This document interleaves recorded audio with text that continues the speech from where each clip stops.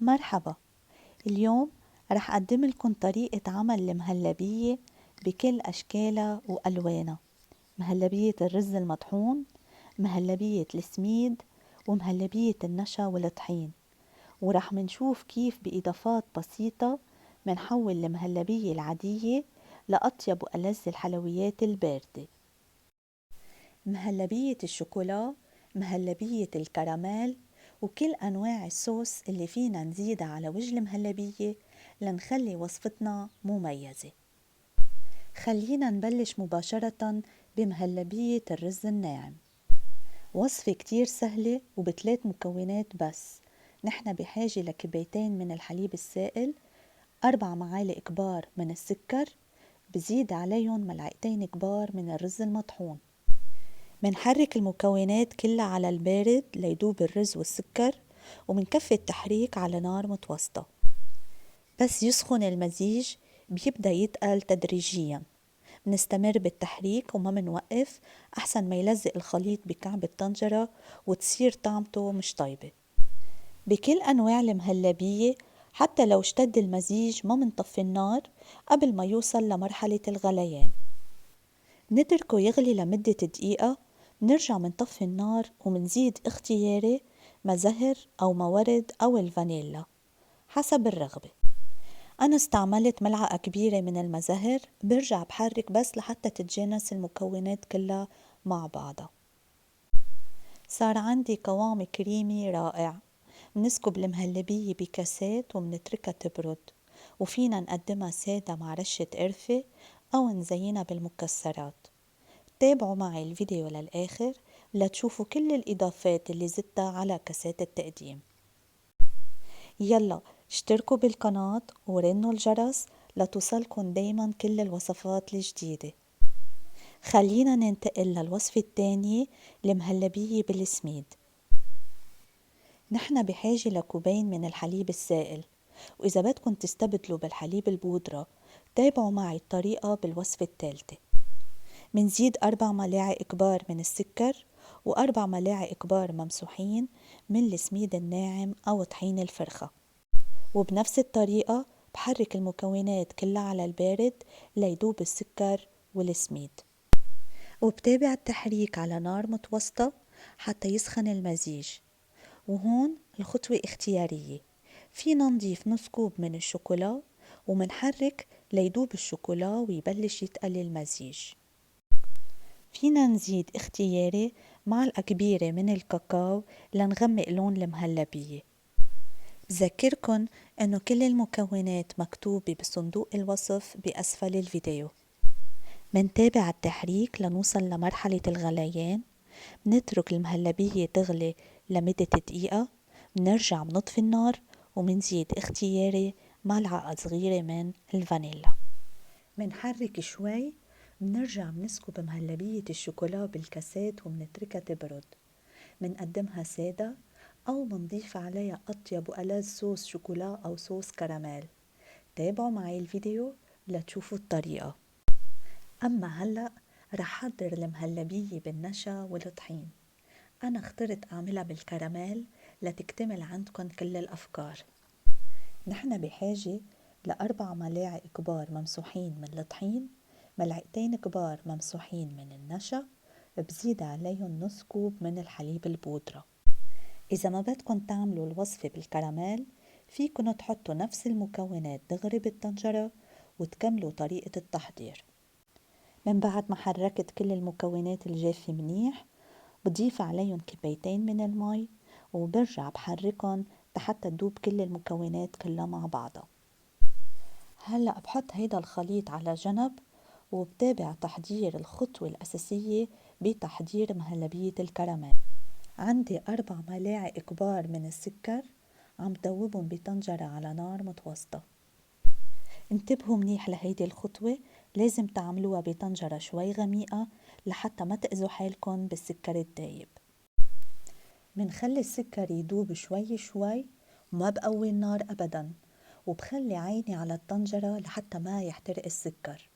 لازم يكون اللون عسلي، إذا غمق لونه بتصير طعمته مرة مش طيبة. مثل ما عم بتشوفوا داب السكر وحصلنا على اللون المطلوب.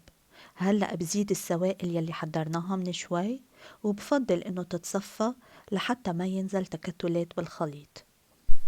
ما تنقذوا، شي طبيعي تحسوا السكر الدايب بتغير قوامه. بحرك على نار متوسطة وبيرجع الكراميل كله بيدوب، وما بيبقى عندي غير القوام الناعم. منتابع التحريك وما منوقف أبدا لحتى نوصل لمرحلة الغليان. ومثل ما حكينا قبل، نترك مهلبية الكراميل تغلي لمدة دقيقة. هلأ بطفي النار وبتابع الشغل على البارد. الخطوات يلي بدي أعملهم هلأ اختيارية بس مهمة كتير. أنا بنصحكن تزيدون لتحصلوا على طعم غني ومميز. بدي زيد ملعقة كبيرة من الزبدة. هون رح أعطيكن عدة احتمالات، فيكن تزيدوا علبة قشطة أو ظرف بودرة الآيس كريم بنكهة الفانيلا أو القشطة. فيكن كمان تزيدوا ظرف بودرة الكريم شانتيي حسب المتوفر عندكن بالبيت. بس للأطيب جربوا ظرف البوظة وخبروني عن النتيجة بصندوق التعليقات بأسفل الفيديو. فإذا منخفق المهلبية مع الزبدة والبوظة لنحصل على قوام كريمي ومالس. وهاي مهلبية الكراميل صارت جاهزة. بسكبها وبخليها تبرد. خليكن معي متابعين، صار وقت نحضر 3 أنواع من الصوص. إذا منزيدن على المهلبية رح تاخدنا بالطعم لبعد آخر. هلأ الحكي مش مثل الدوق أكيد. جربوا الوصفة واعطوني رأيكم. أول صوص رح نعمله هي البتر سكوتش صوص أو صوص السكر والزبدة. طعمها قريب من الكراميل بس طريقة تحضيرها أسهل بكتير. بدنا ملعقتين كبار من الزبدة وبضيف عليهم نص كوب من السكر البني. إذا كان السكر البني مش متوفر عندكن رح بتلاقوا طريقة تحضيره بالبيت بالرابط على الفيديو. بحرك على نار متوسطة شوي لحتى تدوب الزبدة. برجع بضيف نص كوب من الحليب السائل ومعلقة كبيرة ممسوحة من النشا. بحرك منيح لحتى دوب كل المكونات وبستمر بالتحريك لحتى يسخن المزيج بالأول وببلش يشتد تدريجيا. بدي ضلني حرك لحتى أوصل لمرحلة الغليان. بس يبلش الخليط يغلي هون بوقف بطفي النار وبزيد رشة من الملح. رشة الملح أساسية لتعديل طعم السكر، بنصحكن ما تقفوها. وهيدا البتر سكوتش صوص صار جاهز. خلينا هلأ ننتقل لصوص الشوكولا. نحن بحاجة ل3/4 الكوب من بودرة الكاكاو، بزيد عليهم ربع كوب من السكر وكوب واحد من المي. بيرجع لإلكن قديه بدكن تزيدوا بكمية السكر، فيكن تزيدوا لحد النص كوب. بدوب كل المكونات على نار متوسطة وبستمر بالتحريك لأوصل لمرحلة الغليان. بخلي الصوص يغلي ويسمك.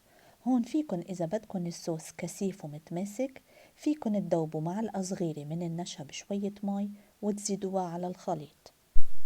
أنا ما زدت نشا، تركت الصوص رخو أشبه بالسيروب.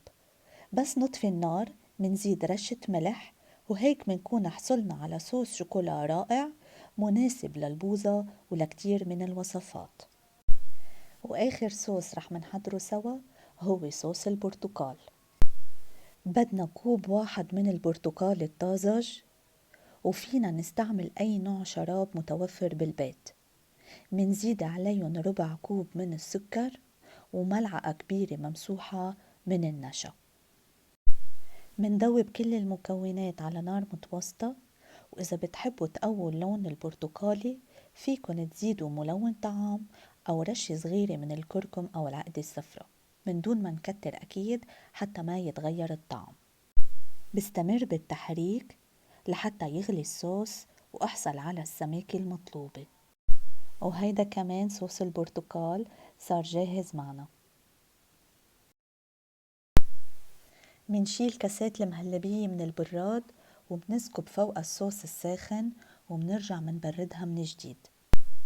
وهيك بكون قدمت لكم أفكار جديدة نزيدها على المهلبية ونحولها لأجمل وأطيب حلا بارد.